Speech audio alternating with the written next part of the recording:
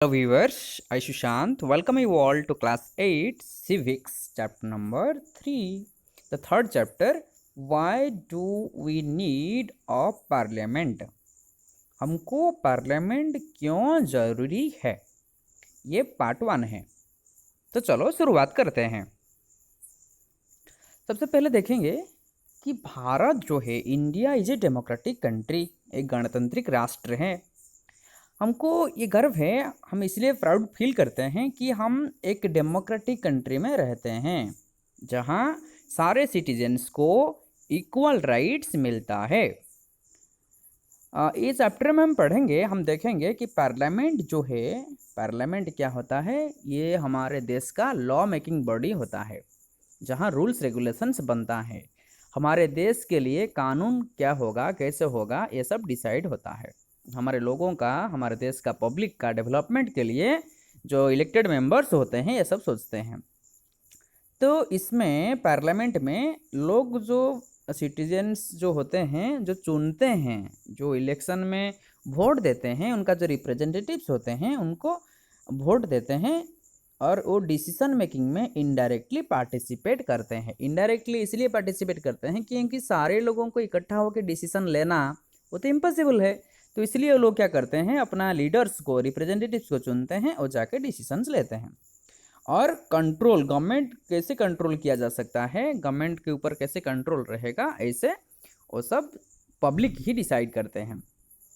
तो इसमें सबसे इम्पोर्टेंट बात जो है डेमोक्रेसी का, मोस्ट इम्पोर्टेंट बात जो है, ये हमारे जो कॉन्स्टिट्यूशन का, हमारे संविधान का, कॉन्स्टिट्यूशन क्या होता है, it is set of documents which guides the government to rule over the country. हमारे देश को कैसे शासन किया जाएगा, कैसे टाइप का प्लानिंग किया जाएगा, सिटीजन्स को कैसे राइट, उनका अधिकार कैसे दिया जाएगा, ये सब हमारे संविधान में लिखा है। तो let us go to the next. Why should people decide, लोग क्यों डिसाइड करेंगे, ये हम थोड़ा इतिहास की ओर पर हम नज़र डालेंगे। जब हमको ब्रिटिशर शासन कर रहे थे, हमको तो आज़ादी मिला 1947 में जाके, वो 15 अगस्त था, 15 अगस्त 1947 में हमको आज़ादी मिला। लेकिन उससे पहले जो था, हमारे जो फ्रीडम फाइटर्स थे, जो फ्रीडम स्ट्रगल करते थे, वो उनको आइडिया ऑफ फ्रीडम का, इक्वालिटी का, पार्टिसिपेशन इन डिसीजन मेकिंग का, ये थिंकिंग आया था। ये जो फ्रीडम मूवमेंट था, हमारे देश का सिचुएशन को चेंज कर दिया था, चेंज द सिचुएशन।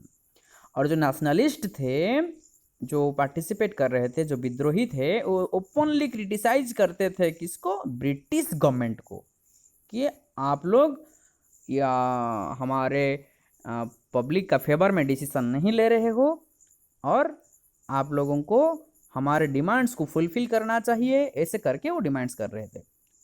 तो कुछ देर बाद गवर्नमेंट ऑफ इंडिया एक्ट 1909 में ब्रिटिशर्स क्या किए, कुछ सम पार्ट, सम रिप्रेजेंटेशन इंडियन लोगों को दिए। लेकिन वो हमारे देश का लोगों को, जो अडल्ट थे, जो वोटर्स थे, उनको अलाउ नहीं करते थे डिसीजन मेकिंग प्रोसेस में पार्टिसिपेट करने के लिए। ये बहुत गलत बात था। तो चलो आगे बढ़ते हैं। पीपल एंड देयर रिप्रेजेंटेटिव्स, लोग और उनका रिप्रेजेंटेटिव्स। तो जो डिसीजन मेकिंग था, जो हमारे शासन हम खुद करेंगे, ये सिर्फ क्रिएट हुआ जो डेमोक्रेटिक गवर्नमेंट जब हुआ, भारत को जब आज़ादी मिला, उसके बाद इंडिया की डेमोक्रेटिक कंट्री बना। तो डेमोक्रेटिक कंट्री में सबसे मोस्ट इम्पोर्टेंट कौन होते हैं, सिटीजन्स होते हैं। Citizen is the most important person, क्योंकि वो डिसाइड करते हैं। ये जो इम्पोर्टेंट पॉइंट है, how does individual give approval to the government, हर कोई इंसान कैसे गवर्नमेंट चुनते हैं। पहला पॉइंट हम देखेंगे कि people would elect their representatives, वो जिसको पसंद है, जो कैंडिडेट उनका पसंद है, तो वो उनको वोट देते हैं, चुनते हैं। उसमें क्या होता है, जो ग्रुप रहता है, जो रिप्रेजेंटेटिव्स रहते हैं, ये गवर्नमेंट का फॉर्मेशन करते हैं या गवर्नमेंट को बनाते हैं। और पार्लियामेंट जो होता है, जो कि सारे रिप्रेजेंटेटिव्स को इकट्ठा करके कैसे कंट्रोल किया जाएगा, कैसे गाइड किया जाएगा गवर्नमेंट को, ये सब डिसाइड करते हैं। तो ये हमारे रिप्रेजेंटेटिव्स, जो कि हम एमएलए कहते हैं, member of legislative assembly, state level में। और एमपी कहते हैं member of parliament national level में, जो कि लोकसभा और राज्यसभा के लिए होता है। तो जो इलेक्शन होता है, अभी तो आप थोड़ी जो पिक्चर में नज़र दे सकते हो, एक हाथी है, हाथी के ऊपर सब जो ऑफिसर्स लोग सवार हो रहे हैं, ये सब पोलिंग ऑफिसर्स हैं, प्रिजाइडिंग ऑफिसर्स हैं, वो सब जा रहे हैं इलेक्शन कंडक्ट करने के लिए। इसमें लिखा है जो त्याग दिया गया है, एक एलिफेंट है जो कि कैरी करते हैं पोलिंग मटेरियल्स को, इलेक्ट्रॉनिक वोटिंग मशीन को, ईवीएम, और जो पोलिंग स्टेशन को जाने के लिए, जिस जगह में डिफ़िकल्ट होता है जाने के लिए, गाड़ी नहीं जाता है, तो हाथी के ऊपर सवार होके कैसे जा रहे हैं। These are the polling officers, you see, clear, and these are the materials which they are carrying related to election. So the public people, the officials, they take care of free, corruption free election and impartial, कुछ भी partiality जैसे नहीं होगा, सब ध्यान देते हैं। अभी हम देखेंगे और एक पिक्चर, जो कि हमारे देश का पार्लियामेंट है, पार्लियामेंट ऑफ इंडिया है, जो न्यू दिल्ली में है, और इसको हम संसद भी कहते हैं। तो ये जो the supreme law making institution, हमारे देश का जो लॉ मेकिंग है, जो कानून बनाने का जगह है, ये हमारे पार्लियामेंट होता है। और हमारे पार्लियामेंट का 2 हाउसेस हैं, 2 हाउसेस। जो बड़ा हाउस है वो राज्यसभा और अपर हाउस कहते हैं, और जो लोअर हाउस है वो है लोकसभा। राज्यसभा का जो मेंबर्स होते हैं वो 6 इयर्स के लिए रहते हैं, और लोकसभा का जो मेंबर्स होते हैं ये 5 इयर्स के लिए रहते हैं। देखिए हमारा प्यारा झंडा त्रिरंगा कितना बढ़िया से लहरा रहा है। तो अभी हम देखेंगे ये राज्यसभा के बारे में, थोड़ा नज़र डालेंगे, राज्यसभा को देखेंगे। ये देखिए राज्यसभा, जो नीचे वाला देख रहे हो आप लोग, जो फ्लोर है, रेड फ्लोर है, रेड जो फ्लैट दिया गया है। राज्यसभा जो होता है उसको भी हम काउंसिल ऑफ स्टेट्स भी कह सकते हैं, और उसका जो मेंबर्स होते हैं राज्यसभा का टोटल 245। ये जो रेड कारपेट वाला हाउसेस है, रेड कारपेट में, इसमें 245 टोटल मेंबर्स होते हैं, 245। तो 245 से 233 जो होते हैं, 233 लोगों के लिए इलेक्शन होता है, और 12 लोग जो होते हैं उनके लिए नॉमिनेटेड होते हैं, 12। तो नॉमिनेटेड मतलब क्या होता है, कोई कला क्षेत्र में, कोई सोशल सर्विस में, कोई ये सब जो स्पेशल कैटेगरी होते हैं उनको नॉमिनेट किया जाता है। इलेक्शन नहीं होता है उनके लिए, जो 12 लोगों के लिए इलेक्शन नहीं होता है, सिलेक्शन होता है।